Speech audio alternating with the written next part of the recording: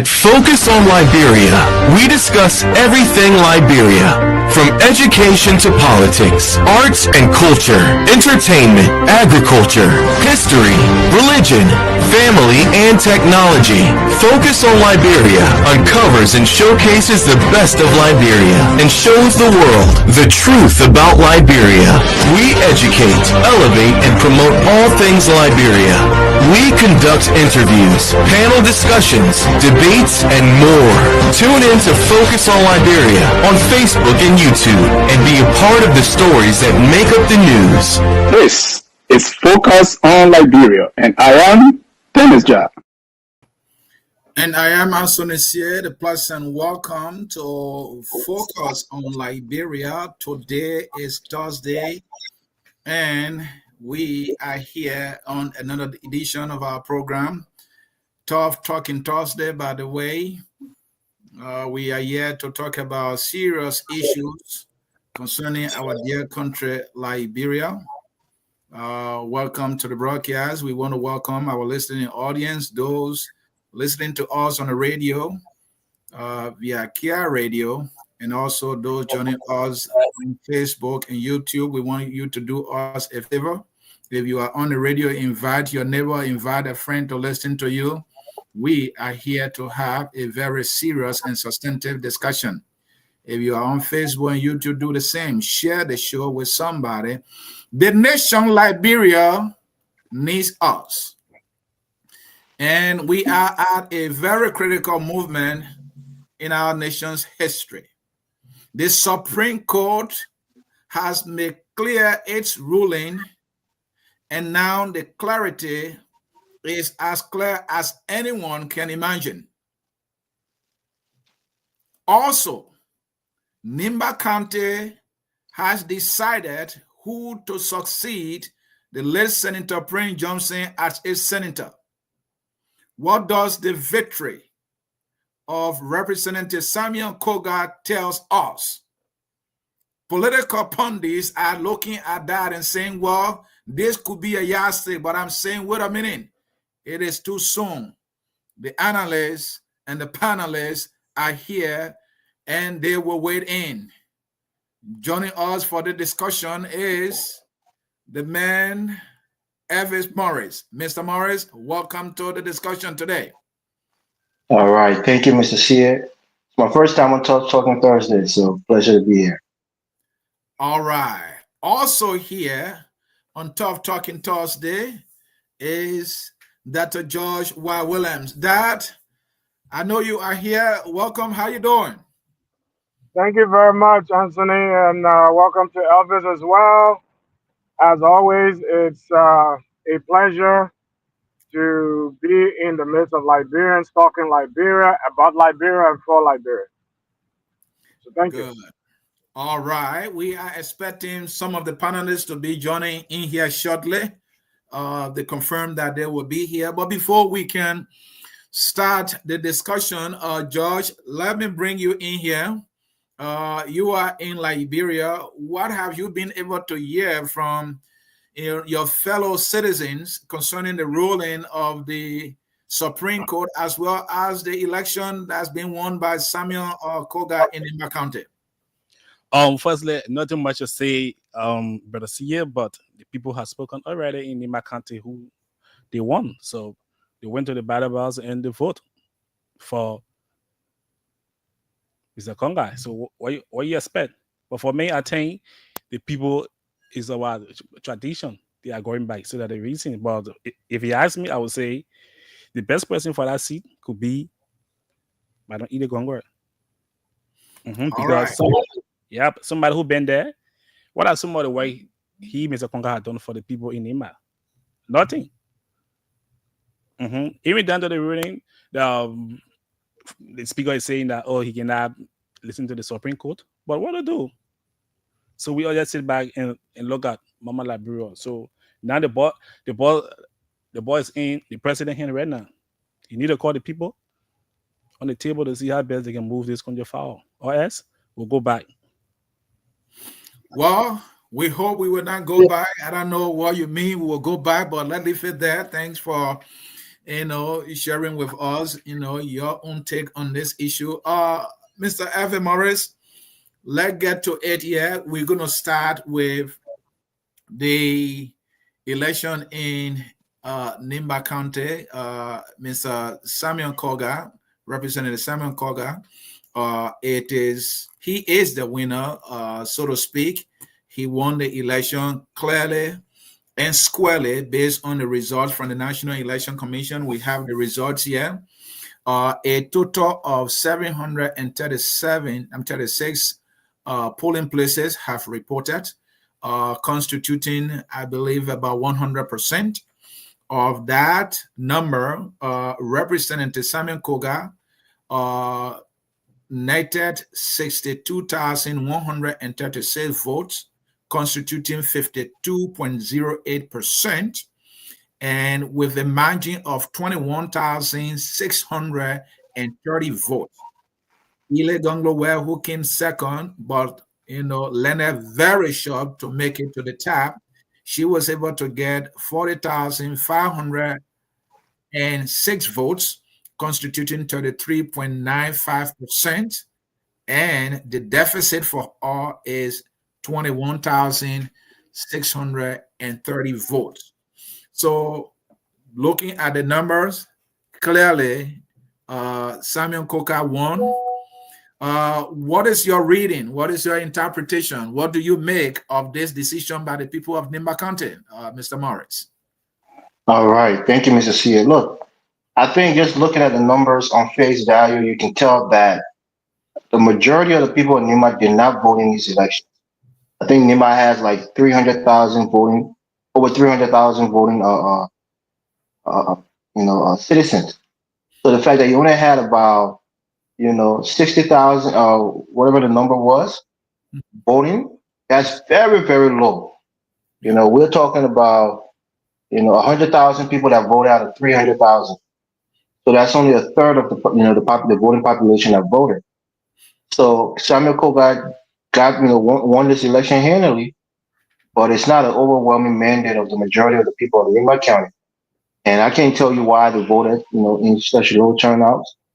But for me, I don't know why you say that is not the overwhelming majority of the people of Nimba, when in fact those that participated in the election represent Nimba County. They voted for Nimba County, and as we can see with the number, Samuel Kogar got 42.08%.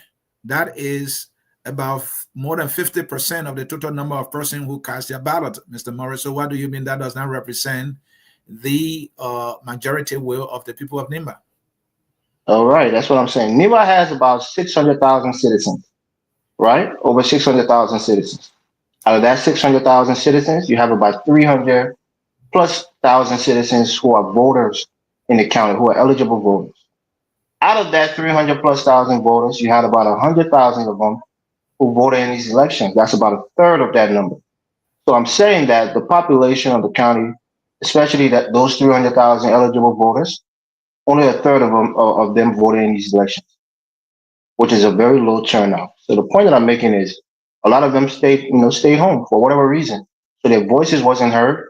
So they have a senator who is replacing Prince Johnson, who was only voted about, who was only voted in by about a third of the voting population of the county. That's the point that I'm making. All right. Let me welcome Dr. Fidel Bode joining us from all the way the United Kingdom. Dr. Bode, welcome. How you doing? Thank you very much, Anthony, for having me. I'm glad to see my brother Elvis. He left me at one point, but I'll follow you here. So, glad to see you. Yeah, Dr. Bode, our two topics today, we're discussing the enforcing the Supreme Court ruling and the Nimba County by-election. We know now that the election was won or is won by Representative Samuel Kogar. So we want to get your reading of his victory and the level of participation. What does that mean for Liberia and the people of Nimba? Well, first of all, I take the point that my brother Elvis made, and I think it's a valid point in terms of the level of participation in the elections. Having said that, no one was excluded from participating. People decided to stay at home. And unfortunately, what that does is whenever people are elected, they represent your views, even though you didn't participate in electing them. Having said that as well, look, I think it was very clear, and some of us were seriously taken aback by the way that the entire election campaign process was tribalized. So tribalism played such an ugly role in the entire process. This whole Geo, Mano, and neglecting the other major tribes, tribal groups or ethnic groups in Nimba County, and making this all about Geo people and oh, we have to vote along the Geo lines. And I think maybe it might be difficult for us to analyze the data in that line, but I'm sure we can assume that a majority of the people who voted for Mr. Kogar voted for him along those tribal lines, which is disappointing. I maintain, as I did before the elections, that someone who was more qualified, who had done more for the county, this gentleman had been in the legislature for 12 years, and with not much to show in a little small district. Now you're saying to me that even though he hasn't done anything significant in a district, he's able to do something significant in a county. That is just very crazy for the people of Nimba County. But again, one of the things I always argue for is, look, our people need to be educated. I think a lot of people do not understand the importance of their vote. They do not understand how to discern the issues. They do not understand how to critique candidates, and they do not understand how to make decisions based on the things that matter most to them. And so when people come and shout, "Oh, Gio Mano," it's easy for them to fall in line. And Prince Johnson did that for years. And I think as Liberians, both in the diaspora and in Liberia, we have a rallying call now that we need to start educating our people before the next election cycle, so that better decisions are made, so that we're not being, we're not electing the same crazy people. I'm just going to throw this out and rest my case. If you look at what happened in 2017, the Liberian people rejected the Unity Party in 2017 and voted for the CDC because they felt that the Unity Party failed, only for 6 years later to elect the same party that you rejected like 6 years prior, without them changing their platform, without them changing their manifesto, without them changing anything. The same people you rejected in 2017, you came and voted for those same people 6 years later. That tells you the mentality of our people, not just Nimba County. This is a reflection on the entire republic. And we need to really try and do something to make sure that 2029, the same mistakes are not made. Thank you, Dr. Bully. Let me bring in Dr. George Williams. Yeah, that we are discussing the Nimba election. The Unity Party put 8 weight behind Samuel Kogar, and he won majority of the vote. Can we say that Unity Party calculated well and they chose the right candidate who will be able to win the election for the Unity Party? Can we make that argument?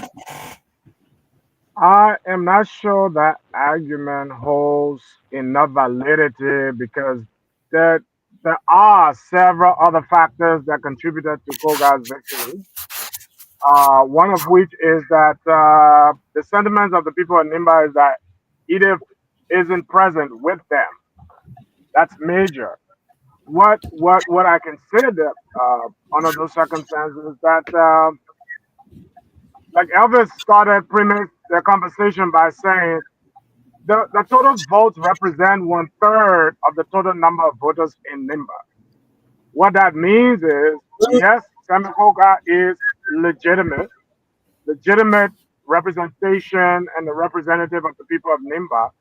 But in terms of the total number of electors in Nimba County, he's only representing a third and a half of the third with his 52%, which goes to show that um, a significant number of people in Nimba, voters, weren't interested in either candidate, whether it's Edith or Samuel. They weren't interested in them, and so could have refused to be a part of the process.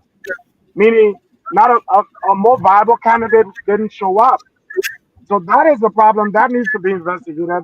Uh, and the people of Nimba needs to understand, leaders of Nimba need to understand what could have contributed to the low turnout. That's one hand.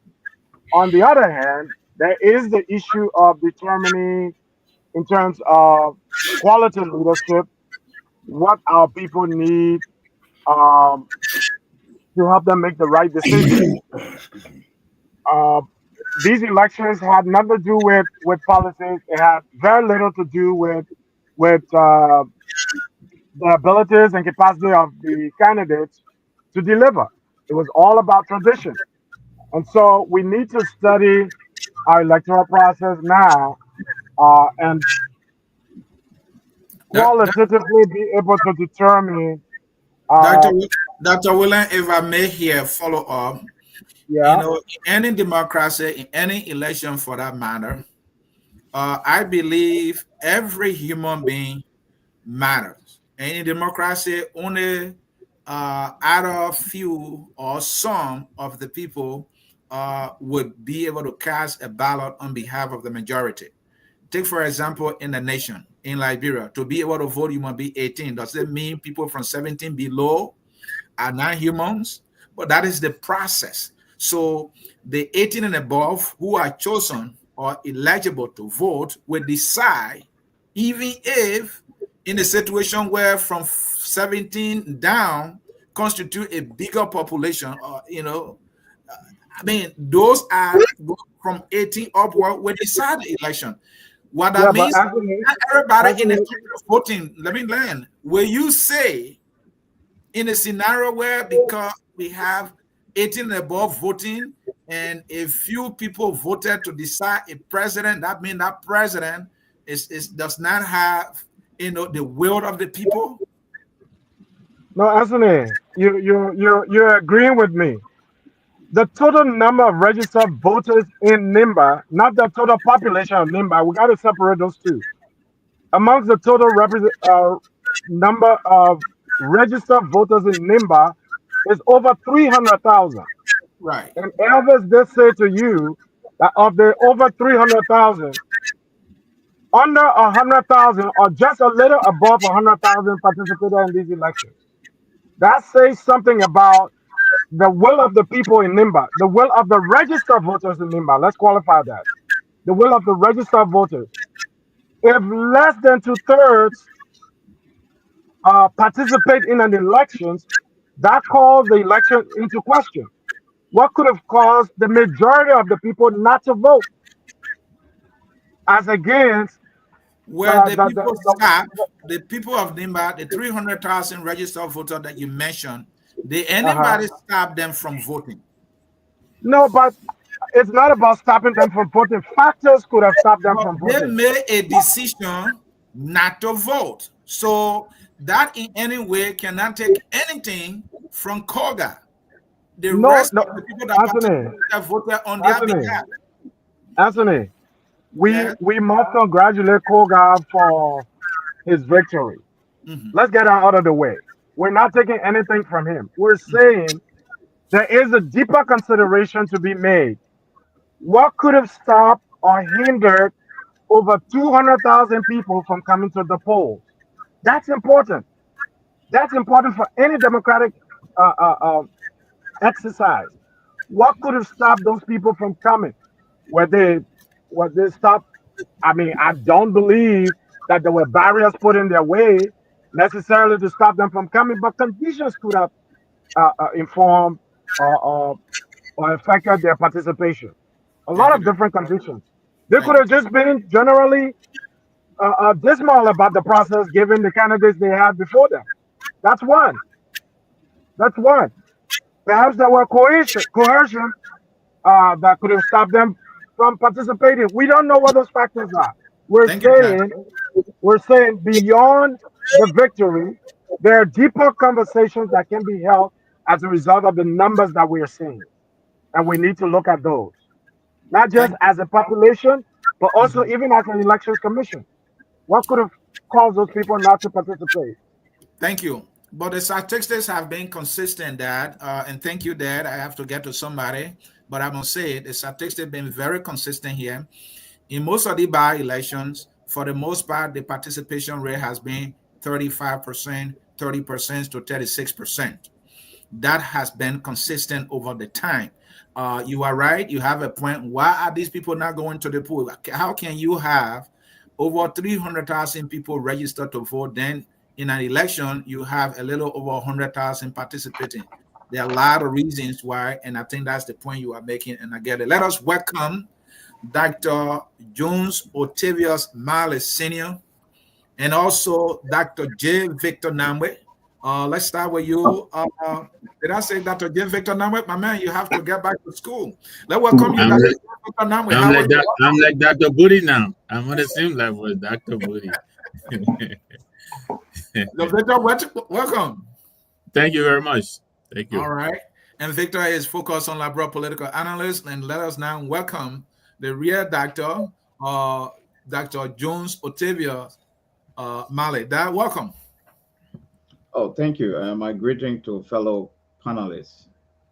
All right. Mr. Namwe, it's a good thing that you got an honorary doctorate degree today. Absolutely. I'm going to enjoy what I have it. I want to tell Namwe, when the preacher man say something, you have to claim it. All right. Let's also use the time to welcome Mr. Jimmy Eastman. Jimmy, how are you? The man from the nation's capital. You are muted, Jimmy. Yes, that would be Dr. Jimmy Eastman, please. But yeah, I'm honored to be here, gentlemen. I think we have a lot to evaluate, given the outcome and the turnout of the recent by-elections in Nimba. Glad to be here.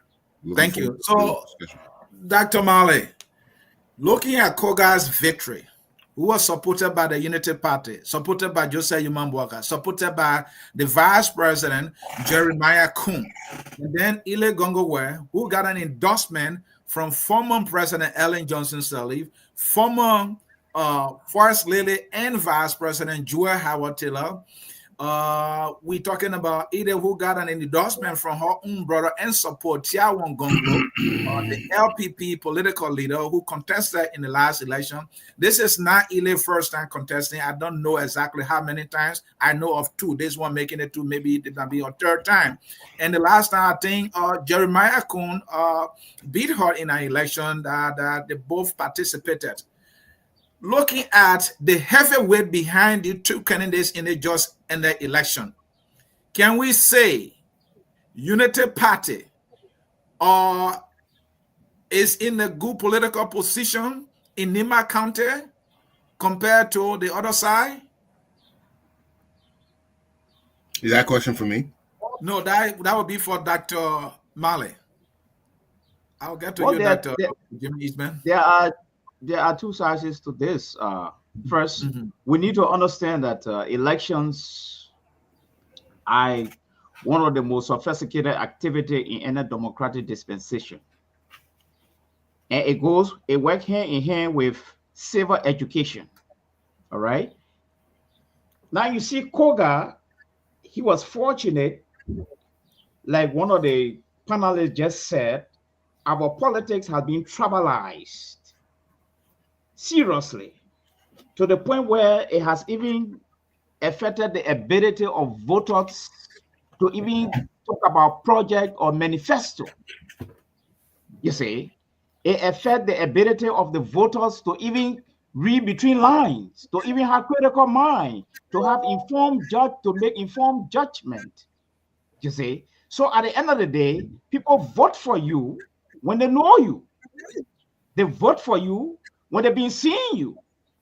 So when you come in, probably with programs or some very good manifesto, it's like the people don't want to listen to these things. So the question is why? I think illiteracy and poverty is playing a very vital role in the electioneering project in Liberia? I think so. Because as one of the panelists said, this thing is an ongoing thing.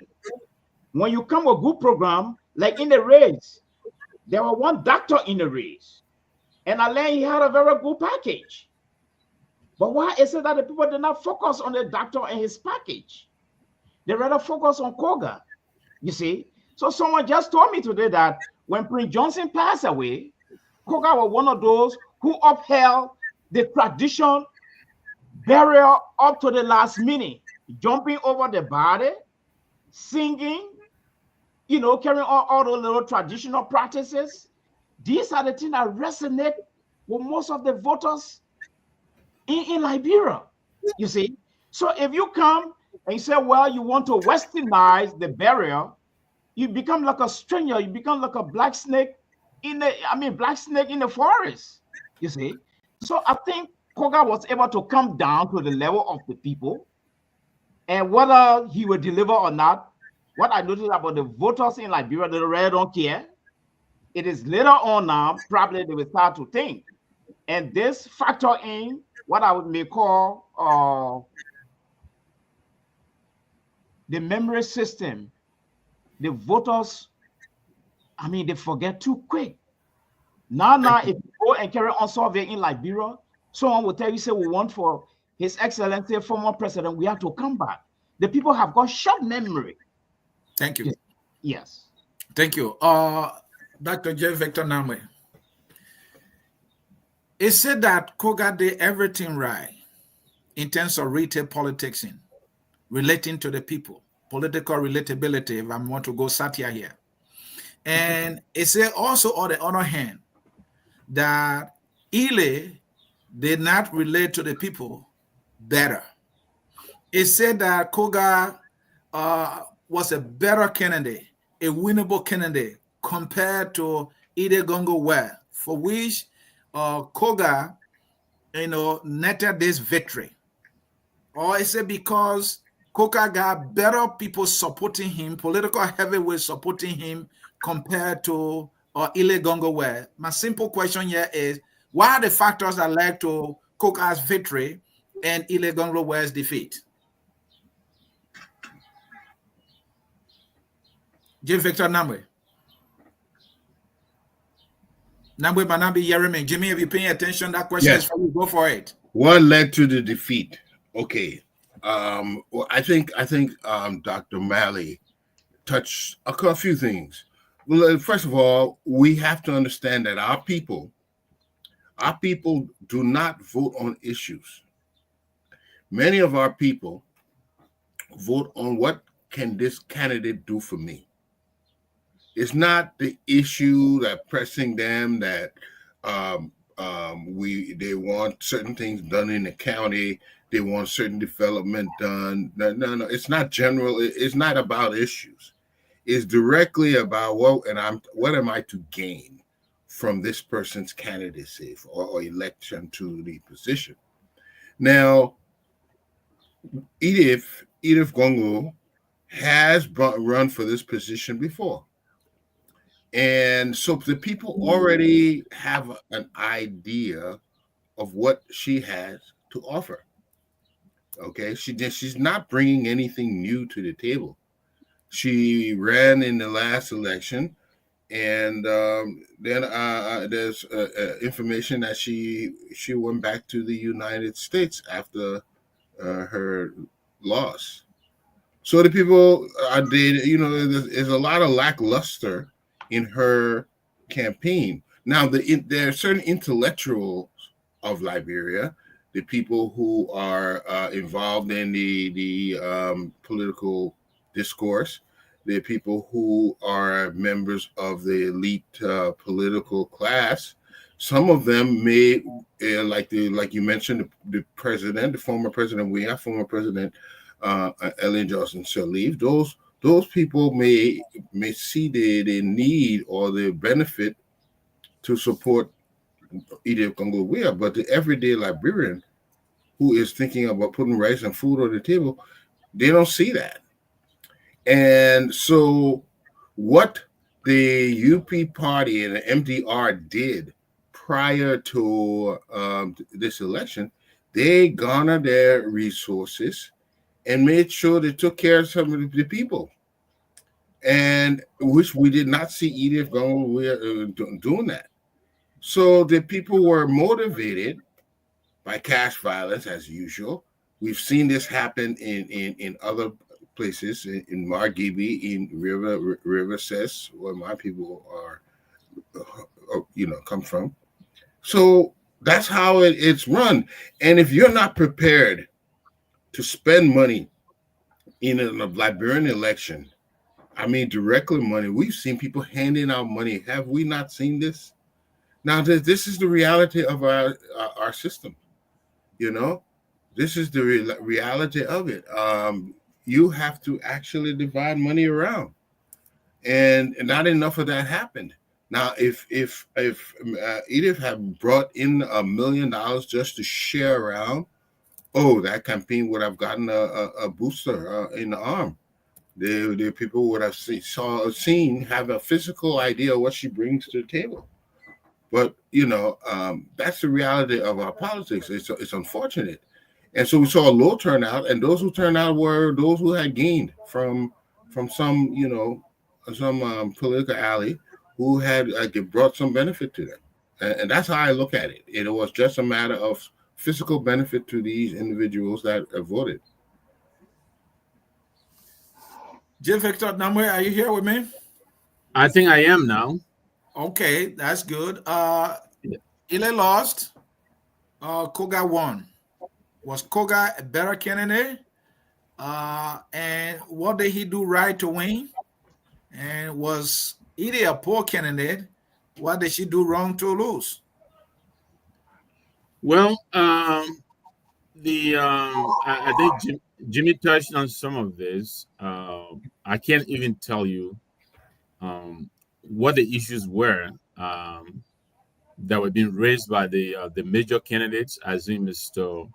Kogar and Ms. Ware. I don't think this by-election had a lot to do with issues as much as it was about personalities. I think Jimmy has a point there. A lot of the people have expressed the fact that Edith seems to be a part-time politician. For them, that didn't cut it. She's in and out, which she has a right to do. Kogar, on the other hand, I think he did a good job of projecting himself as a continuation of Senator Johnson, basically. And then, of course, Jimmy is right too. He had the resources. We also on video the vice president himself giving out money and encouraging people to go and represent Kogar. So I think they went in there heavy-handedly with a lot of cash violence, as I believe you indicated. And I think those are the factors. Those are some of the factors I think that gave him the win. There are some allegations of potential tampering, but those are the facts that haven't come out yet. That is something that is being talked about. But we'll see when the final tally is done out of that, whether there will be complaints filed. But yeah, I think those are two major issues that I think pushed Kogar above the finish line and kind of held Edith down. All right, thank you. Evan Morris, when you look at the endorsements received from by Ile Gongo, you kind of like, okay, I think she's going to win this thing, looking at the individuals behind her, supporting her, former president, former first lady, former vice president, and so on and so forth, and other prominent individuals, in the country. And now she is the loser. And now we're also looking at the fact that some people feel that she's never in Nimba for the most part compared to Kogar. Is it now like impossible or near impossible for somebody like Elif to go into any county that they hail from and win an election because of the factors being listed by some of you here. And so in that case, why can any person with interest, because in that election we have that Ogumpu, he has been in the US here teaching. The people of Nimba know that he is their son. He was born, he's from there, he's always there and he's related to them, but they didn't choose him. I don't know what was his percentage in the entire thing. So are we coming to the point where to be elected in a county, to represent a county, you must be there like Kogar, you must do things like Kogar before you can get elected? Is that what it's coming to? I would say partially to that question, yes. And the reason I'm saying yes is because Edith's biggest, Madam Gonglo's biggest flaw is that she doesn't have a political machinery behind her. She's always ran as an independent candidate and depended on people to come in and support her and endorse her and help her with cash, infuse money into her campaign. And I think that's a flawed strategy in a country like Liberia, where people want to reward you with their votes. That's what it is. They usually want to reward you with their votes for the work that you've done prior to elections. So that's why you see a lot of people come down and do a lot of work, whether it's in the medical sector or in other, economic sector, and they work for the people, and then they expect the people to reward them with their votes. Madam Gongla has never been a part of any large political party and had a large political base that could coalesce around her during the election time and give her that, the logistics to run an effective election. She did an excellent job against Jeremiah Koon because I think she had the CPP and other people behind her at the time, and she came very, very close to winning that election. I think I heard people say she also ran against Thomas Groupie, who she also lost to narrowly. But I think it's impressive that as an independent candidate, she's come very close in a county like Nimba County. But I think her best strategy would have been to join either the CDC, have that machinery around her, and then maybe, or try to get the ANC and other political parties to join with her. And everybody, because let's not forget, even had she got all the votes of the other candidates, she would have still lost these elections. So even if though it was a united front against her, Kogar, she would have still lost. She won 52%. She would have had a maximum of 48% of the vote, as she won all the other votes, from the other candidates. So I think her not being on the ground is an important factor because people feel like, she runs away, quote unquote, after elections, and that may be for a good reason. We're from Liberia. We're native people, if I can say that, or traditional people. I'm not really a traditional person in that manner, but I'm saying, when you're going against the Zols or the county, you know what what you're putting yourself in.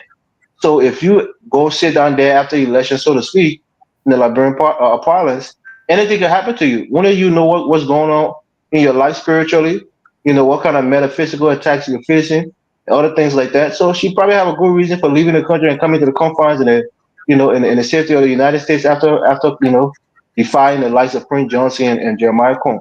But I think if she wants to be successful, join a large political base, and you already have a large, repository of political goodwill that can, that can help you in the future. She might be a vice presidential candidate comes 2029. We're hearing that, and I think she'll be an excellent vice president.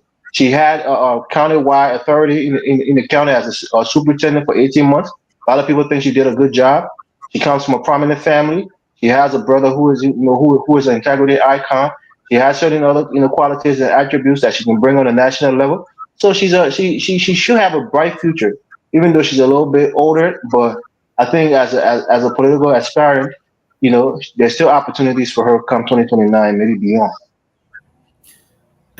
Dr. Mane, Dr. Bodie, these factors that some of your colleagues, including you, listed, are responsible for Kogar's victory. Are all these factors applicable to all the counties in Liberia, or in some counties they are much more applicable compared to other counties? Well, I think just before I answer that question, let me just push back quickly on my brother Elvis. This is something I enjoyed on point, so it'll be good to start again. I think, look, Madam Gonglo, where you can't make the argument that she's scared of the Zod and why she's running back to America. these are the same zone and you won't be senator, right? So if you're a senator, you can be running to America. So that whole argument that, oh, she's right to run to America because the Zoden won't run behind her after she lost the election. You won't represent the same zone. So how are you going to represent them once you win the election? You're going to run to represent them for America? No, you wouldn't. And secondly, I just want to point out something here that we've not considered. Prince Johnson and Jeremiah Koon were both from the MDR, right? So the MDR has a very strong presence in Nimba County. Kogar ran on MDR's ticket. So that is also something that we need to consider, right? So MDR has basically won 2, if not 3, because even Yan's election, right, it was because Prince Johnson endorsed him, or else he wasn't going to probably win that election, even though he ran, I think, on the Unity Party ticket. So at the end of the day, that's something we need to consider, the strength of the MDR. But to your question, Mr. Sie, that's a very interesting question. First of all, let me state that. That's a very, very interesting question. I think it's something that we need to look at. I think some counties more than others might be similar in terms of that. I think in Grand Jide, for example, maybe the tribal line and tribalism used, like, oh, if a Sapo man were running the Crown, people say, oh no, you don't vote for the Crown, people, not the Sapo man.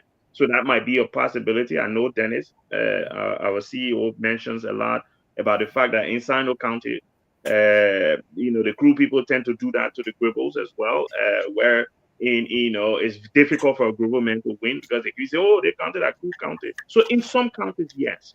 I think in other counties, so if you look at Montserrat, for example, you've got Darius DeLon, who is originally from Grand Bassa County. You've got George Weah, who is senator originally from Grand Crew County. So in other counties, like Montserrat, like I know Nathaniel McGill was part of the guys who fought for Bakulu to get his county status, but he ran in Magibi County and won. So those counties that are more, I would say, liberal, right? In terms of tribalism, more liberal tribalistically. No, that will not be an issue because with the evidence is there, we can see it. But in counties like Nimba and Grand Jide and Grand Crew, maybe Sino, yes, those things will happen. Sorry to interrupt you, Dr. Booty, but we got some breaking news, and I think Mr. CEO wants to get it if he has breaking news. I landed already. Yeah, go ahead with the breaking news, Evans. Yeah, the president just spoke to the nation, as everybody is saying, and he confirmed that he's going to work with the people who have quorum. So this is also a spit in the face of the Supreme Court by saying that he's going to work with a majority, quote unquote, black, which is crazy to hear that the president of the Republic of Liberia is saying this. He's going to work with the people who have quorum. I mean, imagine that. Thank you for the breaking news. That's our next topic. We will get to that. Dr. Bodi, you're right. The question that I asked is interesting, right?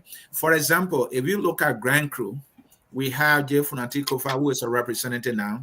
Funanti have been in the U.S. He lived in the U.S. over, I think, about 20 plus years before going home. Even though he stayed some time in Morovia, he was not in Grand Crew. He never lived in Grand Crew. For the past about 30 years or so, he never lived in Grand Crew. But the people of Grand Crew know him to be their son. When he went there and contested, the district he contested him, everybody there crew. So it was a matter of them making a choice, and then they voted for him. Blamu Nursing, another person who at some time was senator. Blamu Nursing have never lived in Grand Crew, from what I know, for his entire life. But when he wanted to be senator, he went there and he contested and he won. They never say, well, you're not being here. So for every county is different. We can talk about Edin Snow, who went to bombing after living in Morovia for some time and won. And then the tribal thing is also true. Look at Sano County, for example. There might be other instances you talk about political machinery or political party behind you. Which vehicle you're giving with? What political negotiation you're making for? Mamudu Vla Yuma, may so rest in peace. He's from Sano County. He's from the Sapo tribe. The Sapo is one of the minority tribes in Sano County. But when he was running, he ran alone. He reached a deal with Jefferson Campbell from the LPP, a traditional son of Sano County. You understand? So they had a collaboration. Hey, you talk for me with your people, and then I talk for you on the side. And the two of them won. Jefferson, I think, was in the House for 3 terms, if I'm not mistaken. Mabutu, I think he only served 1 term. He was booted out when I think Joseph Nambu or somebody who is from the predominant Kru tribe. So the dynamics are much more similar, and you are right. But when you look at counties that are more liberal, he lost to Milton Tiaje. no, Milton Tiaje. Thank you for that correction. J. Milton Tiaje, who was appointed by Ellen Johnson Sirleaf as superintendent. When he got on the ground, he connected with his people, and then he was able to kick out Manvutu Vlajimpan. So the dynamics, depending on the travel lines in that county, and and how liberal that county is, those things will be a little different. But J. Victor Nimba, this is your terrain, my man. We're talking about politics from UPP days up to now. Give us your analysis of these tribal dynamics versus political party behind the individual and political connections. How these things actually play key role in deciding one becoming, a representative or elected for an office in the county. Well, they say politics is always local. And what may work in one location or one county may not necessarily work for another county. And so the issues vary as you go from region to region. In the case of Nimba, I think the protest against absentee politicians is pretty strong. You make the case of the Southeast, with Sino and all of that. I think there are several instances of politicians being elected from Sino who have been resident in Monrovia or other parts. I don't think that is very, very frequent in Nimba.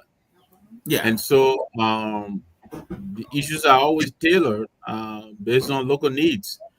And I think and Miss Gonglo where, I don't know her reasons, but I'm sure she has very good reasons to be, partly resident abroad and partly resident at home. But I think it's really hurting her. And I think this is a 4 or so time around. And so I think if she's going to continue, she needs to really give that some thought and see how she can address it. Again, I think she was a better candidate than Kogar, who won. But I think the people felt a much closer affinity towards Kogar because of his proximity, his presence, than they did her. Even though she had a lot of endorsements, and I think there was a greater potential there. I mean, look, with all due respect to Representative Kogar, he's been in the House for 13 years. I never heard anything that he pitched to the people as his achievement. I don't think he has any record. I don't think he ran on any record because he doesn't have any. Edith was a superintendent for I think 16 months or whatever it is, or 9 months. I'm not sure, but I think she has something to show. But again, this election issues were dwarfed by personalities, and so there can't really be a one size fits all approach to these elections. The Nimba situation really, there's a lot of lessons I'm sure that we'll all take from there. How is it that a representative who has served for 13 years and really doesn't have much to show could be preferred over someone who did a little and with much, I think, greater potential to do a lot more? There were other candidates in the race as well. I mean, those were not the only two. I think Garrison, a lawyer by training, serving government. I think he had a lot of potential.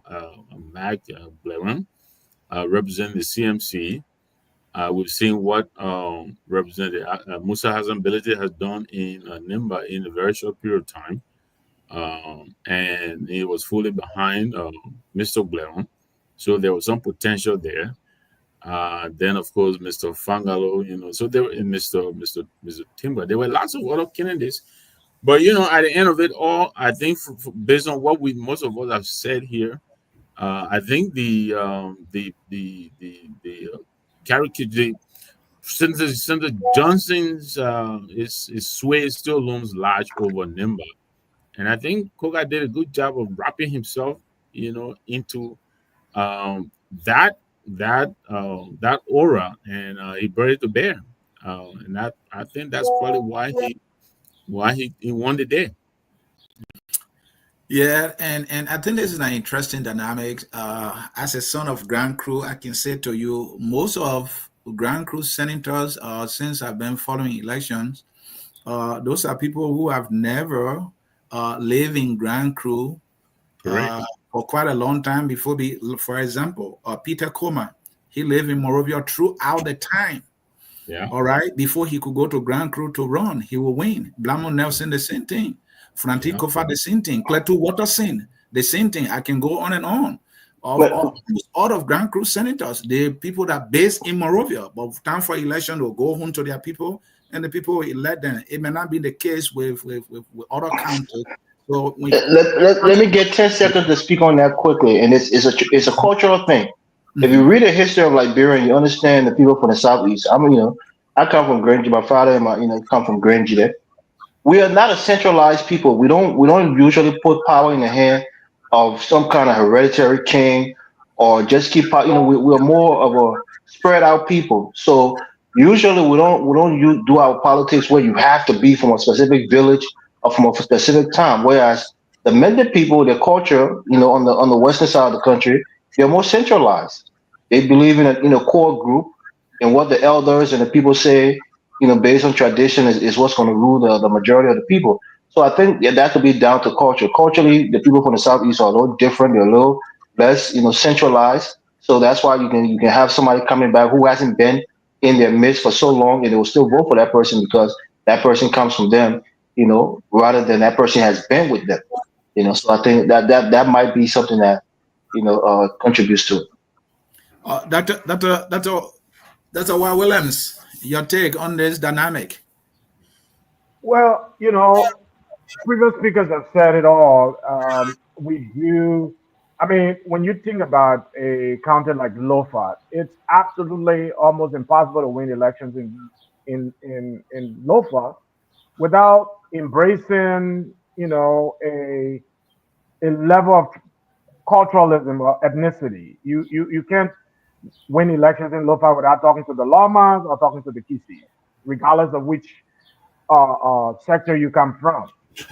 I'm from Grantham, and I totally appreciate Elvis's perspective on how the Kwa people operate. All of those people you name who are former senators of Grand Crew County never lived in the county.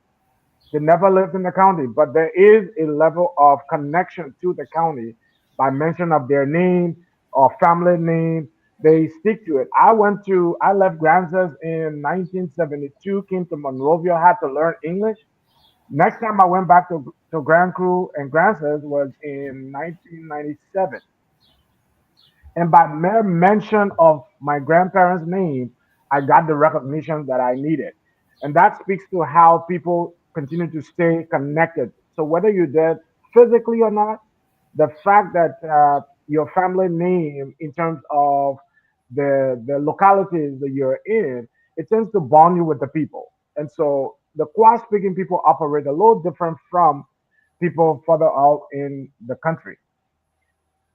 And so Liberia's politics has generally been around personalities, ethnicities. We've not gotten to the level of an issue-based political landscape. That's gonna take time. It will call for a lot of deliberate, conscious effort by the population, by political parties to getting people away from where we are. The effort we're on right now is part of that exercise to change the way our people perceive elections and will approach elections. And so it's not going away anytime soon. What that means is that we need to work even harder. Thank you. Yes, sir.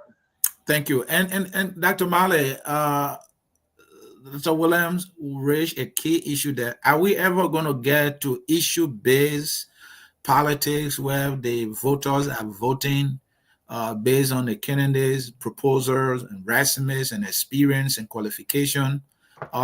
Is it going to be for a long time looking at the party they're from, maybe the tribe they're from, and how maybe they can share something with them.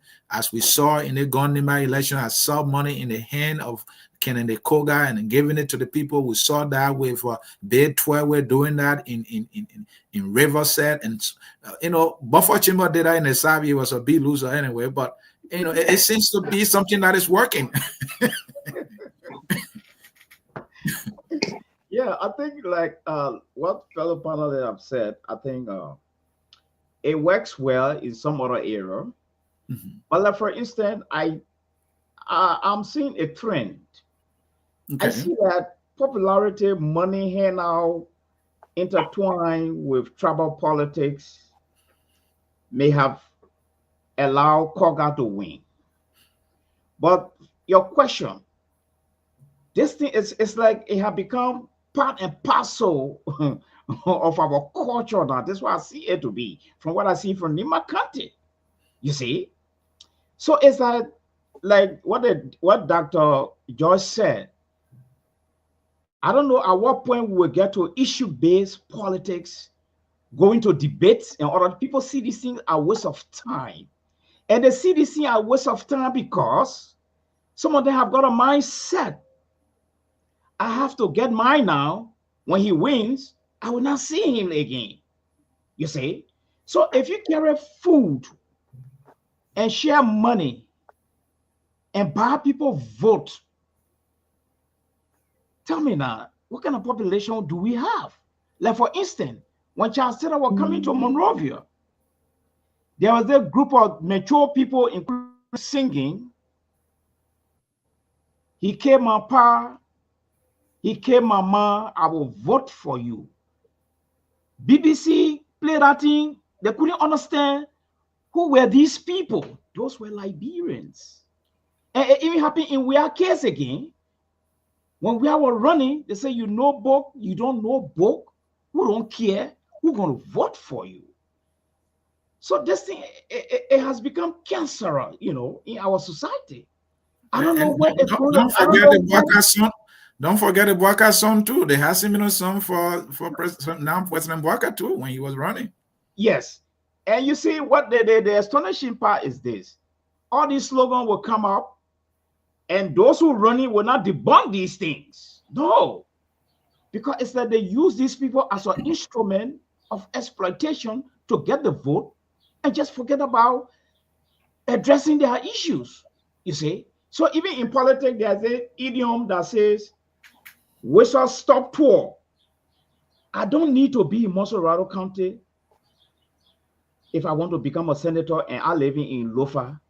My money and my handout can represent me in Monterey County and I will still win. You see? So the question you raise, host, is a very serious question that we all need to really look at it. And illiteracy is playing a very vital role in this thing as well. Thank you. And Jimmy, Dr. Buddha, you will be first to close on this segment. We'll go to our main topic here. Jimmy, so looking at the dynamic we talk about, who share the greater responsibility here? It said that the political parties and the candidates, or is it that the voters are the one allowing themselves, to be used, or are the voter also looking at it as an opportunity to get few couple rise of, few dollars, to just get by? Who do we blame here? Because this is a vicious cycle that I don't think that is benefiting the country political process.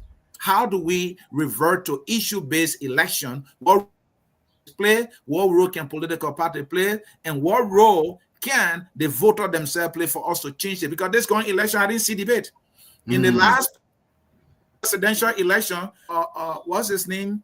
Eugene Namwe, the guy who been around politics from the time he was a boy. You would think that given his time in politics, he would say, President, where are you going for debate? He said, no, the president not going for debate. The president is already taking the debate to the issue. That was a greatest debate. He didn't see the need for debate. They dismissed that. It's not important. How can we change this, Jimmy? Okay, the saying that politics is local has several dimensions. In other words, you have to win the vote, the sentiment of the people from that vicinity, from that electorate. And however you do it doesn't matter. But the idea, you have to appeal to them. And so you have to take in consideration their economic status. You have to take in consideration their educational prowess, the know-how. You have to take in consideration their sentimental values. That's how you will win. If you come talking about issues and disregard the sentimental values of the people you want to elect you, you will lose. So you have to look at who's voting for you and appeal to whatever is important to these people. It is a mistake to talk about issues, and the most important thing to the people who are going to vote for you is how I can get some money tomorrow. That is the nature of it. We will have to evolve to issue-based politics. And then we talk about issue-based politics, which is relevant. But even in the great United States, where a democracy has become more mature, a lot of times it's not about the issues as much as it's about appealing to certain sentiments of that population. Okay, so the Doris Dillon election is probably one of the most interesting. Why did he win? Okay, first of all, Liberia, Monrovia is more of a melting pot. They have people from all different tribes and races. So you can't depend on tribe to win Monrovia. But what you can do, they have a whole lot of grassroots elements there that identify with people trying to bootstrap up and come up the ladder. So how come that Dillon could beat somebody like in CDC in Monrovia? It is because he appealed to the suffering at the time and the manipulation of those who are in power. So they felt he would have been a hero to them because he was speaking against it, boldly speaking against it, and they say, yeah, we got somebody who's talking for us. So Edith, has she been talking about the issues that are affecting the everyday Nimbayans and that hurting them, that this government is taking, that this administration is taking advantage of them, that the things are hurting the people very much, and she had attacked those issues strongly, as much as that is how she would have been able to ride that wave into power. You have to be very strategic when you're dealing with people who are not voting on issues. You have to go to their sentiments, and that is why I don't understand why she didn't do it, and that's why she lost. And we're not going to simply just change overnight, Anthony, to an issue-based. No, it has to evolve to that point. We have to educate and expose our people. They have to know the difference between electing a senator simply based on what they gave you, and one who has said to believe in certain principles and they will do this. They have to be convinced. They have to be absorbed. They have to espouse these beliefs before they would change over. Until then, appeal to their sentiment. Know how to what is catching their heart, and you drive that point home. Let them believe you're going to attack that issue. Then you will get their vote. Dr. Bully, I will give you a minute. We have the statement from the president, Jose Yumambuaka, his response and position to the Supreme Court ruling. Then after you will be ruling in that statement for us to hear from our president, giving his position, what he plans to do, given the Supreme Court ruling. You have a minute, Dr. Bully. All right, thank you very much. Yeah, I'll try not to be long. So basically, look, I think what we have in Liberia, and everyone's touched on it, is a situation where we can change the narrative. We can make elections in Liberia issues based. And it is up to us, like I said earlier, and Liberians. Liberians need to understand that collecting a few dollars at election time is not enough. Because, like someone said, once these guys are elected, they don't come back to the people again until it's an electoral cycle coming up. So the people need to think seriously, but they need help. And I think those of us who have the understanding, and I think this is where Socrates critiqued democracy when he talked about just giving people voting rights based on citizenship and birth, but more about educating the people. And I think as long as we can educate our people step by step, be patient with the process, we can get there. And yeah, I think that will come one day. That will come one day, and that is not impossible. And Dr. Booty and all the panelists said it will take time. That's what George Williams said it will take time for us to get to issue-based election. I wanted to be part, I want to be a candidate in an election where we're talking about the issues where we go for debate, because I'm the greatest debater who ever walked on the face of the planet. I've won every debate I went to. Well, Samuel Kogar is the winner of the Nimba County by-election as declared by the National Election Commission. Let us hear from candidate Kogar.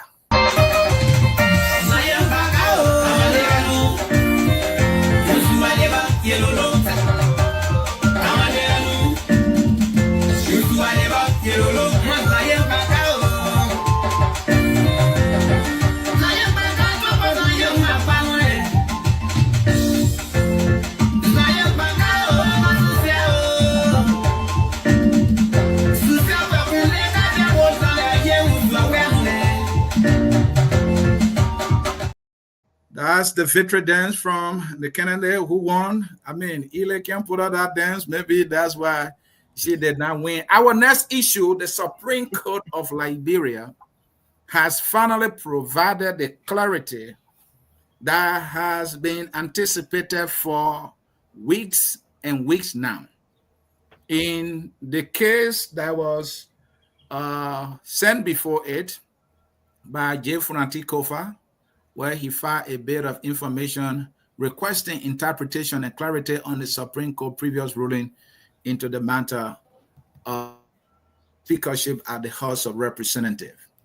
The Supreme Court this time around was clear, and the Supreme Court said the majority bloc acted unconstitutionally, and that Funati Koffa was now removed constitutionally and affirmed Funati Koffa as the legitimate Speaker of the House of Representatives. Following that ruling, we heard from Funati Koffa himself. Here is his statement. To Almighty God, in genuine respect and love for our country, endowed in a resilient and good people. Today, the Supreme Court of Liberia reaffirmed and upheld the rule of law in what has been termed the legislative impasse. As we have pledged, the ruling of the court will be our last bus stop, and the court has ruled, effectively recognizing that our leadership holds the constitutional mandate of the first branch of government, and we welcome that ruling. We are truly grateful to God, who has given us the strength over the past 6 months to endure the endurable and suffer the insufferable. To my colleagues who have stood up for the rule of law at great peril to their political and financial lives, my sincere salute. Societies become great when ordinary men and women rise up to do extraordinary things. Today you walk into history with the wind at your back and the thanks of a grateful nation.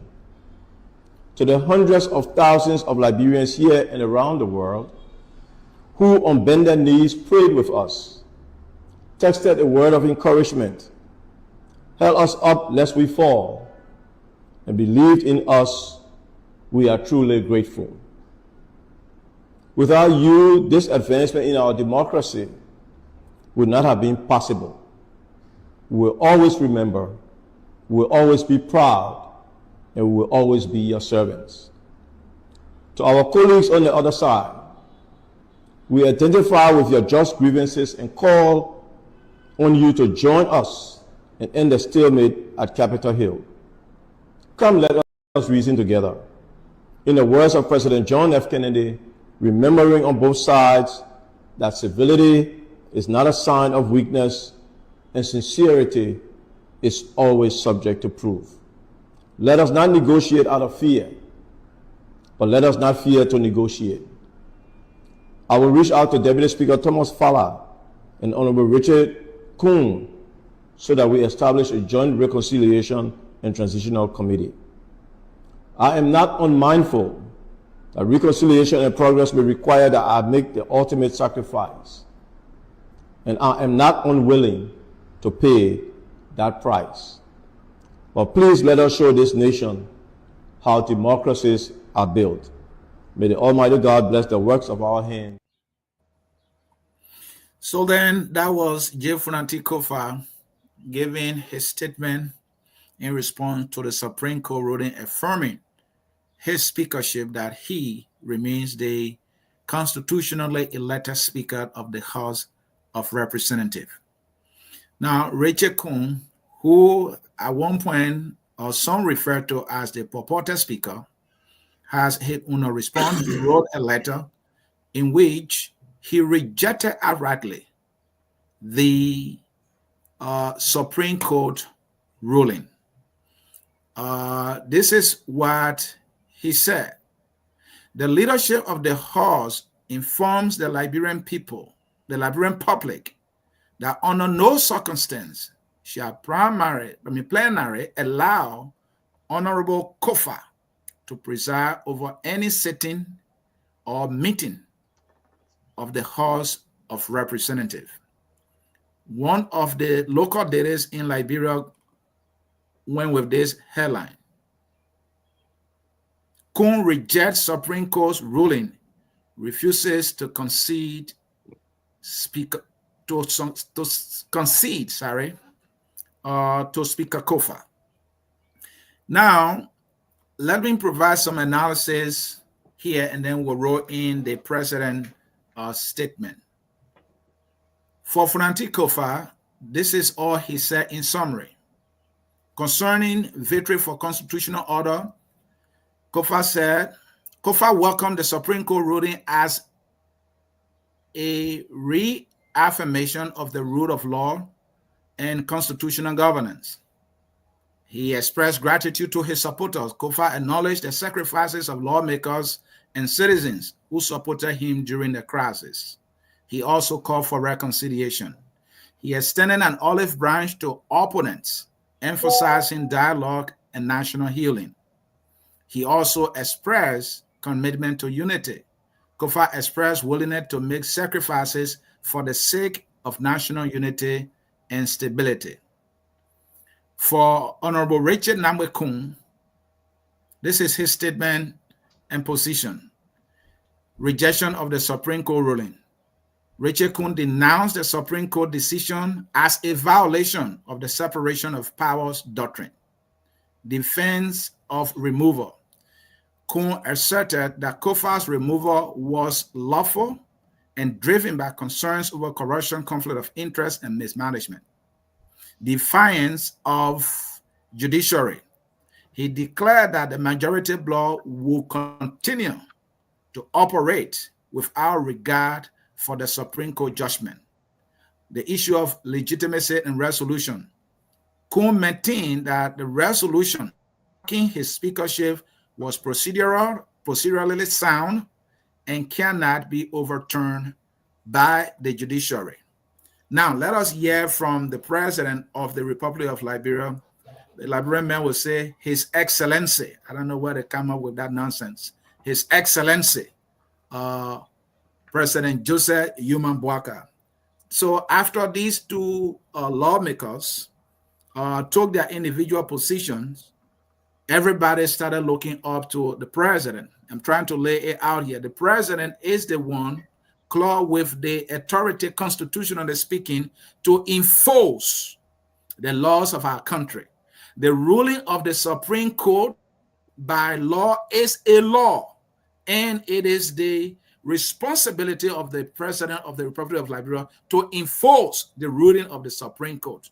So we all have been on hearing from the president, and that whatever decision or position he takes will bring a resolution to this matter. Let us know what our president has to say concerning this matter. Now we hear from the president. Yesterday, April 23, 2025, the Supreme Court of Liberia, our nation's highest arbiter of justice, delivered its ruling on the Bill of Information relating to the ongoing impasse in the House of Representatives. As President of this Republic, I acknowledge the ruling of the Supreme Court. However, let us all note that the House of Representatives have remains unresolved. Accordingly, my government has already initiated broad consultations with the relevant national stakeholders to determine the most appropriate and constitutionally sound path forward. We have actively involved our traditional and other national leaders in addressing the matter. In doing so, we remain fully committed to preserving the sanctity of our democracy, the principle of three separate or coordinate branches of government. Fellow Liberians, our Constitution and the Supreme Court have defined what constitutes a quorum for the conduct of business in the legislature. We intend to vigorously uphold this vital principle of our constitutional democracy.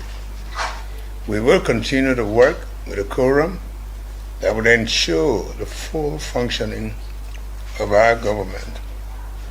Over the past months, we have watched with growing concern as the division in the House of Representatives remains unresolved, undermining public confidence in our most vital democratic institutions.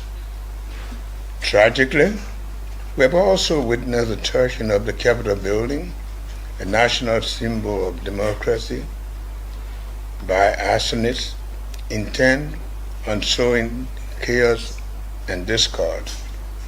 Today, we received report of acts of vandalism intended to desecrate the dignity of our public institutions and buildings. The police are investigating. Let me be clear, under our leadership, the government of Liberia will not be held hostage by narrow interests or acts of lawlessness.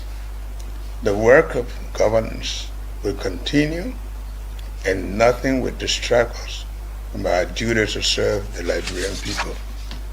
We are a country governed by laws, not by mobs or self-serving ambition.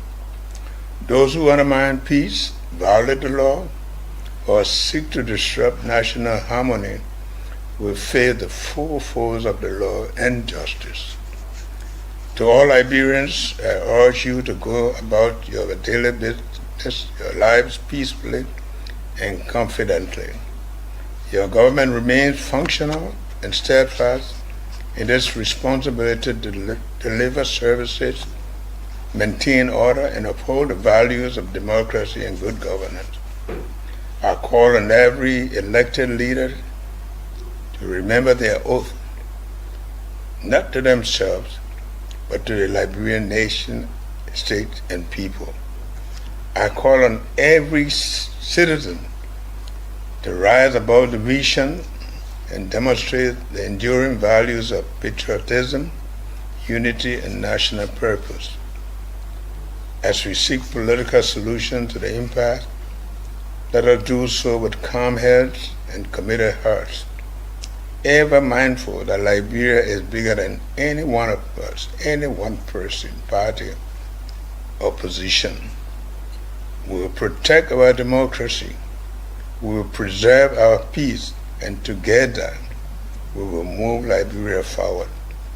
May God bless us all, and may God bless the Republic of Liberia.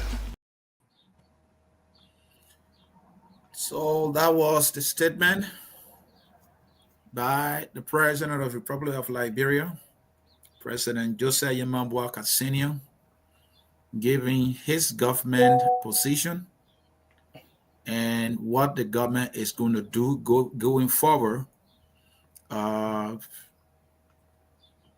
due to the ruling of the Supreme Court. The president said his government is going to work with the majority bloc because the majority bloc has quorum, and that the government of Liberia will not be held hostage. They will work with them to do the business of the Liberian people. He spoke on the issue of rule of law, that our country is a country of rule of law. But as I listened to the president carefully, his argument is more so based on the fact that the majority bloc has quorum. And so, politically speaking, from what I'm understanding from him, they're going to do business with the majority bloc. And one can interpret it as not doing business with who the higher court classify as the legitimate speaker of the Republic of Liberia. So in short, the president is saying, I'm not doing business with the one the Supreme Court affirmed to be the nation's duly elected speaker. Because he does not have quorum, I will do business with the one who the Supreme Court consider as an illegal speaker. I will do business with him. And at the same time, he's saying our nation is a nation of the rule of law. So I am asking the question, gentlemen, what do you make of the president's statement on behalf of his government? What they're going to do going forward? Is this going to worsen the impasse we've already had for 6 months now? Is this going to help this government? Is this going to bring this government to its needs? Not that I want it, but I'm just asking a question as a moderator, because we are at a very serious critical junctions here. I will go to J. Victor Namwe. He has been around.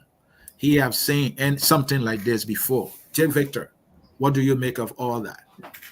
So, Mrs. Sid and my dear brothers, I am shocked.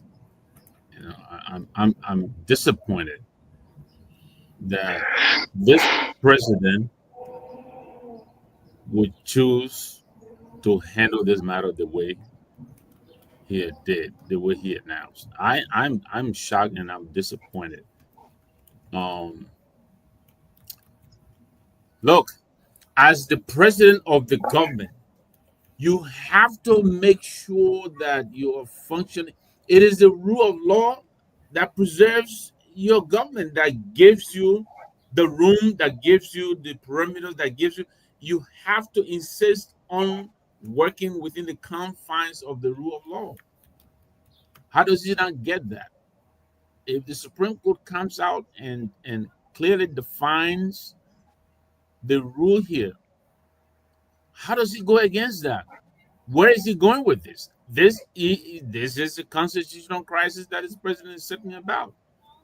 You know, I mean, I am just trying to wrap my head around this. I did not, for a wildest moment, never thought this is where he was going to go.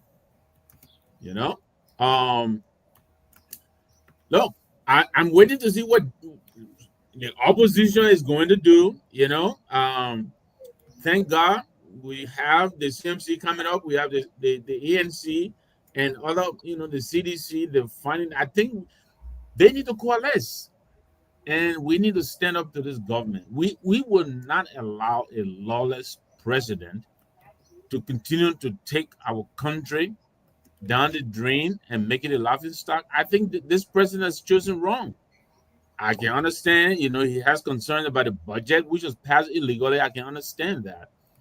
But when I met him on Sunday and he told me he was negotiating, I really, really thought that this president was talking about putting these two individuals, Mr. Koffa, Mr. Koon, together and trying to reconcile so that we move beyond this after the Supreme Court ruling, which is the law. How does he go against that? I'm just really flabbergasted. I listen to Dillon and others. I'm waiting to hear what they're going to say. These are the rescue lawmakers. Their president is not telling us that the Supreme Court's clarification on the Bill of Information is immaterial. To hell with it. He's going to throw it down the toilet and do whatever he pleases. I'm really shocked. I mean, I don't know this president personally. I've only met him maybe once or twice. People who know him, he prides himself on integrity, on the law, the rule of law, and all of that. How is he behaving this way? Why? Thank you, J. Victor. Thank you, J. Victor. We heard you there. Let me get to Dr. Williams. Dr. Williams, do you have fears? Are you worried that the path the president has chosen may not bring any resolution to this impasse, and that this may have serious repercussion? Are you worried?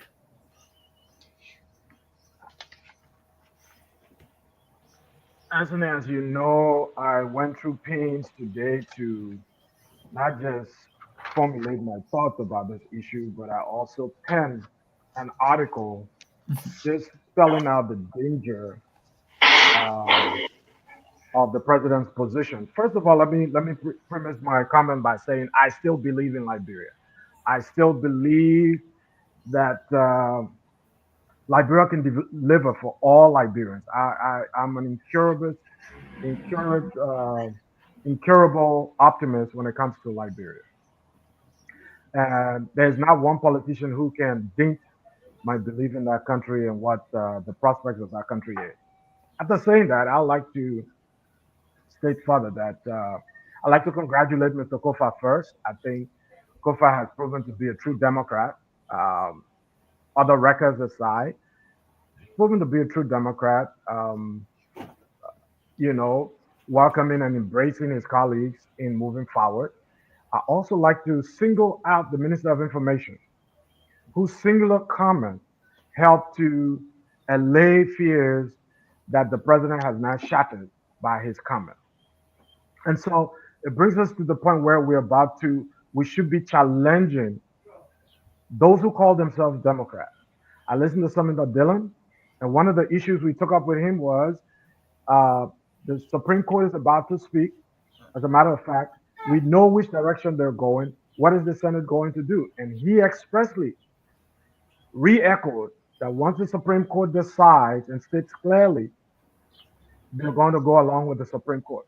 Now, Senator Dillon, maybe more than any other senator besides Senator Cheer, Senator Dillon has been in the hallways of the law. He's worked with Councilor Gould. He's been at the Ministry of Justice. He's been at the Capitol. So he's very aware of what the Supreme Court's decision was and the interpretation thereof. And so now it brings us to the chance the president, if you read the article that I put out today, there's a concept of constitutional morality. The president cannot be saying on one hand he's the man for the rule of law, and at the same time declaring his breaking of the law. It makes no sense. Whoever wrote that speech should be fired, but also the onus is on the president. What is he thinking? What is he thinking? Are Liberians so gullible that you can just ride over them? This is a different era, and the president apparently isn't aware. It's a different era, it's a more militant era, and people are not going to take this lying down. This is a recipe for disaster. It's a recipe for disaster. And the president needs to rethink and rethink fast. I call on all of those working with the president. If you are a true Democrat, resign today. This does not represent in any way civility. It doesn't represent responsible servanthood. And I don't think you belong in that setup. No true Democrat should belong in that setup.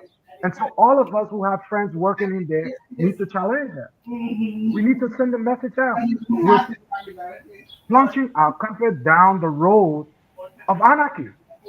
You cannot have a government or a country running outside of the law. You're going to work with the majority. Which majority are you talking about? The one the court just said are illegal? It's unfair. It's unfair, but it's unfair to himself because he's going to go down in history as one of the most unpopular presidents in our history. Thank you. Evan Morris. If you're not speaking, can you please mute? We're hearing noise we're hearing voices from someone's background, please. Go ahead, Evis.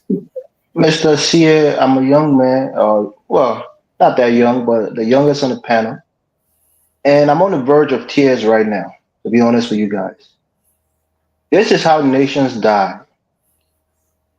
Without the rule of law, a man who took a constant, who has a fiduciary responsibility to uphold the Constitution is doing the exact opposite.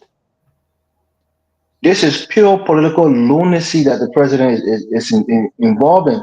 And I will tell you this by pure speculation. I think Barney Sherman had a big part to play in this speech that the president read.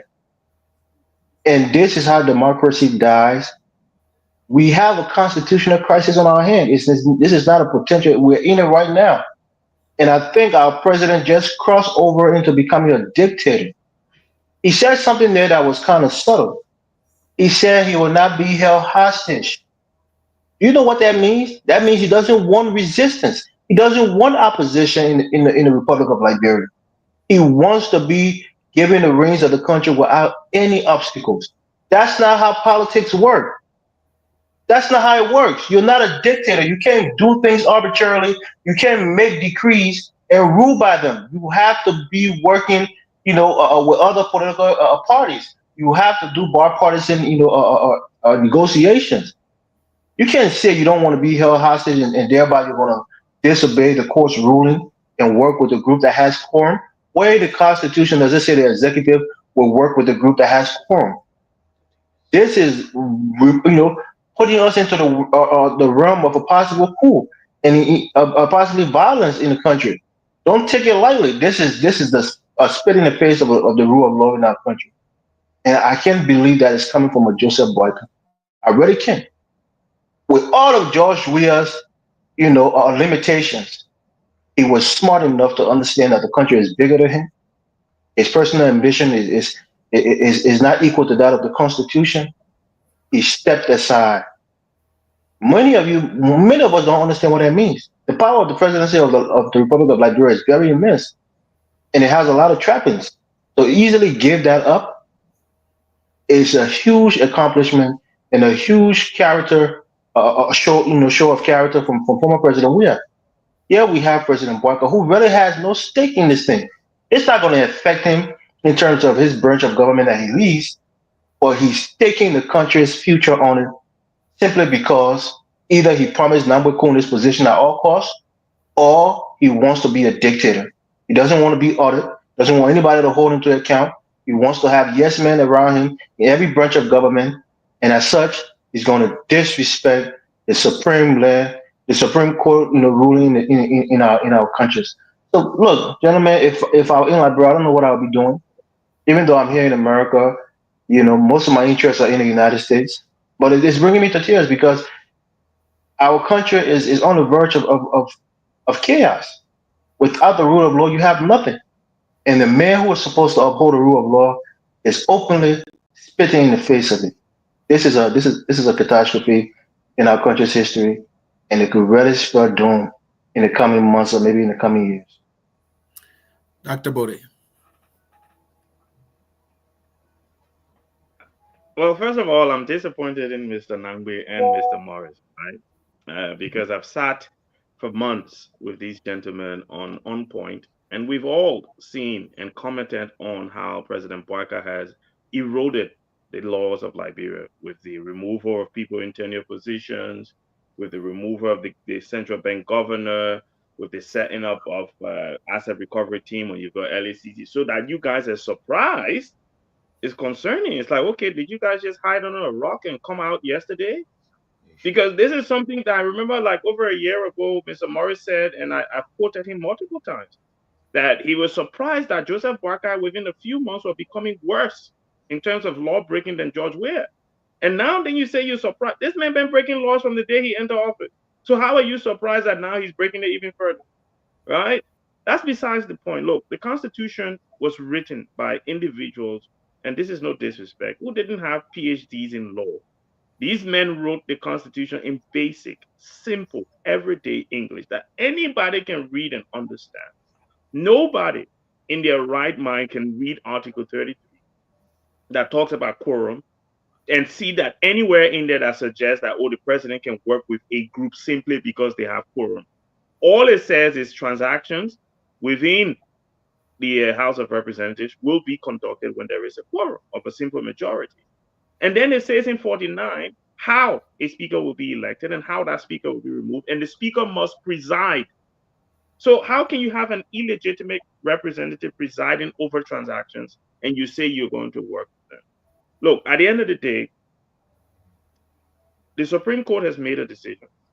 This president had an opportunity to turn a corner. He had an opportunity to turn a corner. I'll give you examples of how he could do it.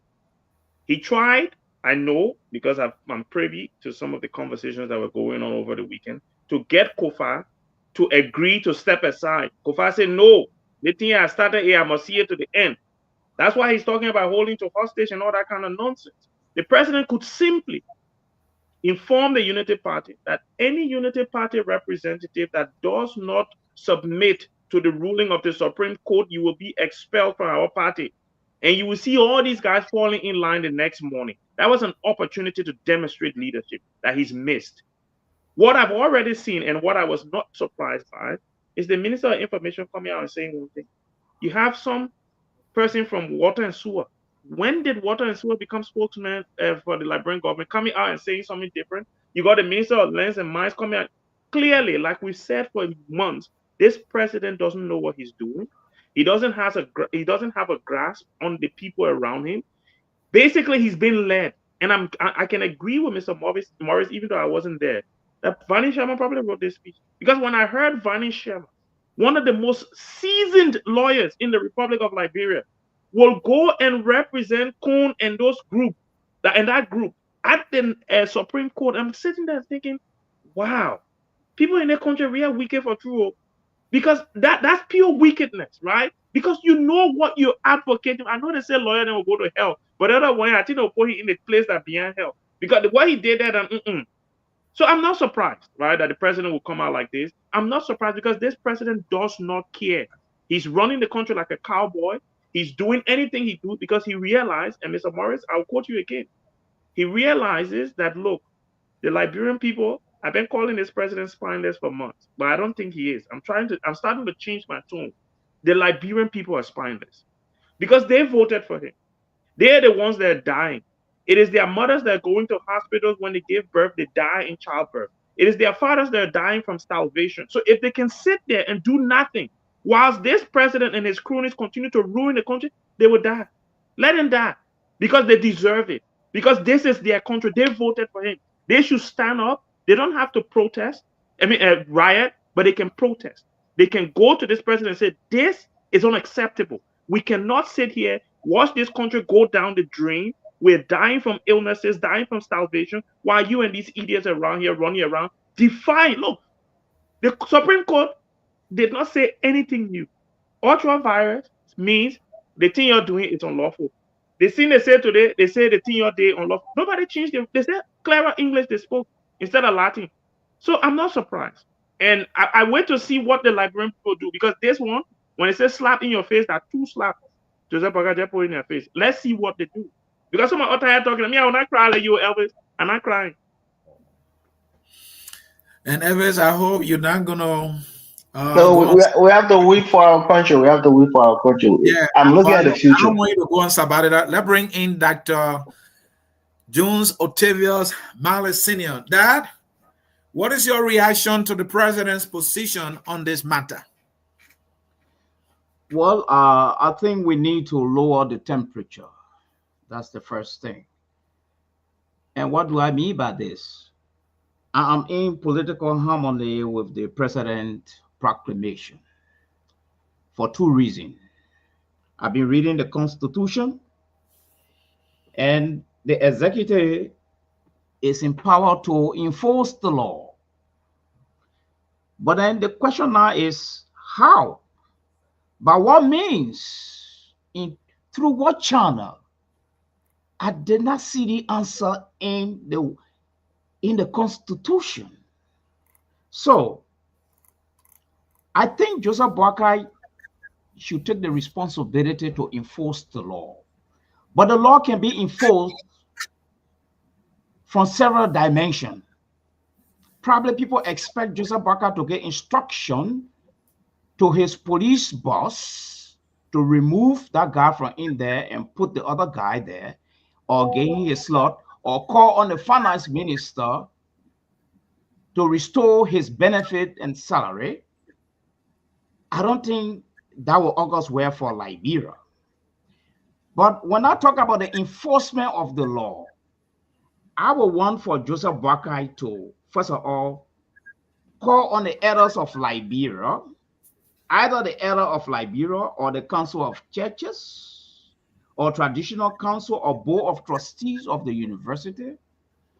Bring the people from diverse background to meet these people. Because there's no constitutional provision telling me, from what I read, how the executive is supposed to enforce the Supreme Court ruling. I didn't see that. Maybe some of the panelists can give me a quotation from the Constitution. The president's proclamation is, I'm also in harmony with him for the third reason. It's a challenge to Koffa to put up his men and form a quorum. Quorum is a fundamental foundation that uphold the relevance of the speakership. In the absence of quorum, I don't know how you're going to exercise your authority. So I think Joseph Boakai had just put in a monkey wrench as a challenge to Koon. You who put on the forum, then you lead the country. Because from what I just saw from the host putting up here, the president did not deny the Supreme Court ruling. No, he did not. He told us he believed in rule of law. Okay? But how it should be enforced, I went back to the Constitution to see how. I did not see anything, so I came up with my own recommendation how he can enforce this thing. All right? So the challenge is now in Koffa's hands. So Dr. Mallay, let me follow up here quickly. Yeah. So you are saying it is not in the Constitution how the law should be enforced. And when you're talking about law, you're talking about the ruling of the Supreme Court, how it should be enforced. It's not in the Constitution. Yes. Is it also in the Constitution how the president can enforce law and order in Liberia? When there are riots, the president can call on the police director to put things under control. We want peace and stability. The security will take over. That's a normal, it's customary with all government. So that one way. So is it also in the law that the president should call the Council of Churches? Because that's one of the things you mentioned. Yeah, you said the man. Hold on, Dr. Mallay. You said it's not in the Constitution how he should enforce the law. Yes, that's what you said. And by what means? And now you are saying, and you are, in other words, you are saying the president can only do what is in the Constitution. Is it in the Constitution that the president can call the Council of Churches and elders to enforce a particular law? Did you hear my deliberation? Yes, quite clear. No. I said apart from the Constitution, since I did not see this there, I will bring in my own recommendation how the president can enforce the law. Dr. Mallay, the president took away the speaker's car, took away his amenities. That's not in the Constitution. So I don't know whether it's the president that took the car in order to break your office. I don't have those facts. But I'm saying this is my suggestion how I think the president can enforce the law. Thank you. Yes. It is not in the Constitution how the president can enforce the law. Do not recommend to the president what is not in the Constitution, because your argument is that the president cannot do what is not in the Constitution, but you are recommending to the president what is not in the Constitution. I don't get the logic, but let's bring in Jimmy Eastman. This man is from the nation's capital. Yes. He's from the city of politics. Jimmy, help us here. Yeah. Thank you very much. I'm coming at it from a different angle, gentlemen. Okay, let's go back. We had a situation where the quorum, I guess, is 37, but to remove the speaker, you need 49, right? That means if you don't get you even if you have 37 members, you cannot remove the speaker because unless you have 49. So what should have happened? This is where the mistake came from. They could not elect another speaker. What should have happened? Because they tried some other methods, but it wasn't work. One method was to try to pressure full attendance, pressure the people to come, put pressure on absentees. Another one was political negotiation, maybe horse trading, convincing one man to come on the other side. Enforcement of attendance rule. You heard them talking about attendance and how they're suspending people or not. Okay. The motion to suspend the rules, they could have done that as well. But by taking a person and making another speaker that was the ultra virus the Supreme Court were talking about. You had no right to do that. In other words, the government should have shut down because you had no budget. And after the government has shut down, people were going to come to their senses. They were going to meet. They were going to say, oh, nobody getting paid. Nobody doing this. So they're going to force them to come to their senses and either have a quorum to remove the speaker or they resolve the issue by going under the existing speaker.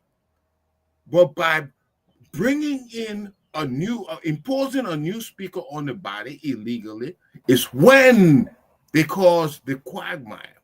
Now we add a standstill, and it's really so. The president has always been maintaining this same thing that he said today. He's only looking at who got majority, but he forgot that having majority is not the ability to remove a speaker. Okay, or having a quorum, rather, is not the ability to remove a speaker. So it has been wrong since that point till now. And the court has told him repeatedly to go back ante.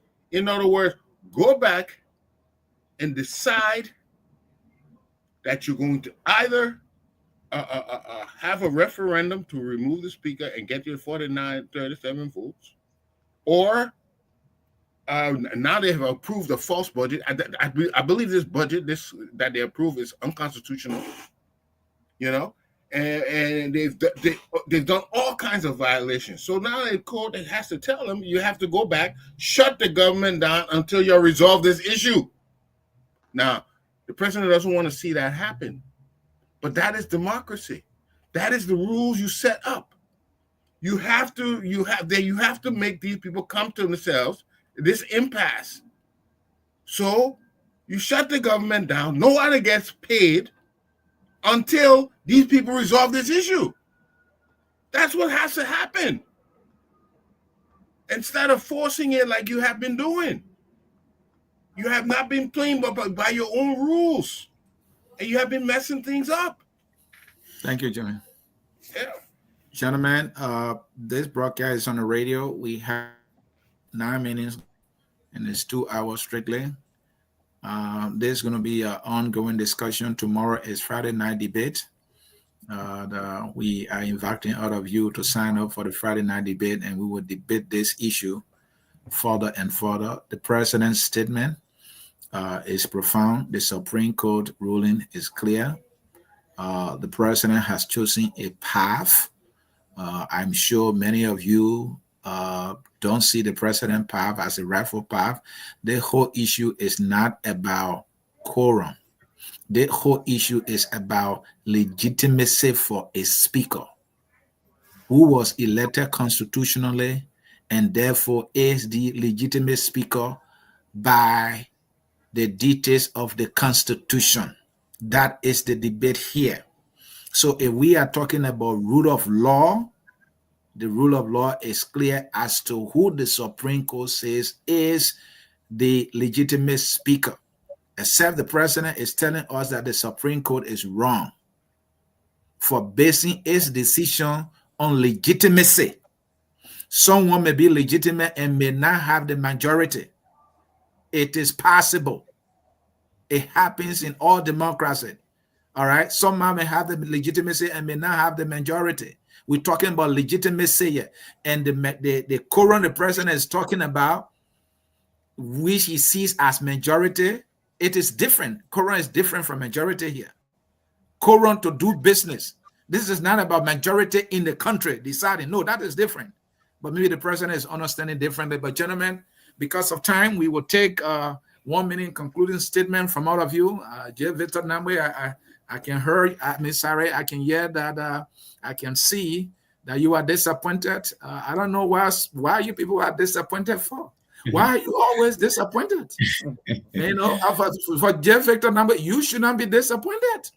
Maybe you are disappointed because you and President Bouaka have been part of UPP. You people talk about this thing called democracy. You live it. You're striving for him to be going down this path. So maybe I should agree with you, have reason to be disappointed. But you're closing, please. Well, I mean, look, Joe Bouaka was a member of UPP for a minute. I don't think this is what we taught him in the UPP. I don't think that we believe in, obeying the rule of law. And I think this president, there's no confusion here. I think he has really taken a decision that he will fund the Constitution and do whatever he pleases, and there will be nothing. Nobody will say anything. Fine. I think that's what he's betting on. Because he knows if you go to the historicity of all of this, you're supposed to present a budget, I think in October. He asked for an extension. Then the basically who I think is lining himself now for the Chief Justice to replace Senayo, who's causing all this confusion, basically got in chambers and told these people to go back to the status quo ante.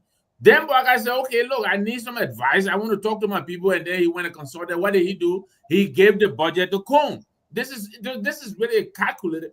The president knows what he's doing. There is no confusion here. But we have to push back. He is not a monarch. He is the president of the Republic of Liberia. We'll give him the respect, the deference that he deserves, but we will step up to him. We will challenge him. And this is not going to be easy. It is not going to be easy, but I'm calling on my brothers and sisters in the opposition. Let us not sleep on this. Let us not sleep on this. This president has taken a decision. I think we need to take a decision as well. We have to make sure he conforms. He has to govern our country according to the Constitution. Nothing less. We don't want a lawless president. Thank you very much for the show. Yeah, but I saw it. Let me just add, but the government should have been shut down. They shouldn't have given a budget to the speaker. I absolutely agree with you, Jimmy. Jimmy, go ahead with your closing statement. You have it's a calculated decision, Jimmy. But go ahead, my brother. Okay, so where we are today, okay, we have an illegitimate speaker, and we have a past budget that is illegitimate. And if the court wants, if we have to correct this, then we have to go to the beginning, and we have to say this government will not function. Nobody will get paid. Nobody will be able to do anything until a speaker, they either remove the speaker and reapprove this budget or another budget, and get things going correctly. Because right now we're on a course of no return. It's going to be painful, Some of us have failed in school before. I don't know if any of you have failed. We all have failed. When you fail in class, we you all have to go back the next year. You correct your mistakes. We have to go back and correct our mistakes so we can move on. And that's what has to happen. I'll close with that. Dr. Budi, you have failed before. We all have failed before. It might not be in school, it might be in something else, you know. No, Go ahead. He said in school. He said in school. Oh, and that's why I was, okay. He All right. quantified it by saying in school. Yeah. So now I was talking about in school. No, listen. I first of all, thank you for a really good show. Thanks to all of the panelists for very salient points on the two issues that we looked at. I think Liberia has a long way to go when it comes to our elections and making it an issue-based election, but we need to support the process and work with it. We're all optimists as much as we're disappointed right now that at some point the rule of law will be respected in Liberia. I'm disappointed in the president, but not surprised. Thank you. Dr. Mallay, your 15-second closing, sir. We have just 2 minutes. Well, I want to thank fellow co-panelists. At least we are brainstorming something for the first time in our history, and we will be seeing it from diverse lenses as we move on. But I strongly believe that His Excellency Speaker Koffa, or the embattled speaker, I think since the argument that he's not illegitimate, then he should take the bull by the horn right now and start to function. You see? So extending olive leaf out there, I don't think it's even necessary. He can just move on because he already been given the mantle by the Supreme Court that he's legitimate, which of course I agree. So let him take over the mantle now and exercise his authority, and let's move forward. Let's move forward with the country. Thank you. Yeah. Avis, 30 seconds. We have just 1 minute left. All right, quickly. Look, the Supreme Court is the key word there is final, arbiter of the law of the nation. Joseph White is telling us he's the final arbiter.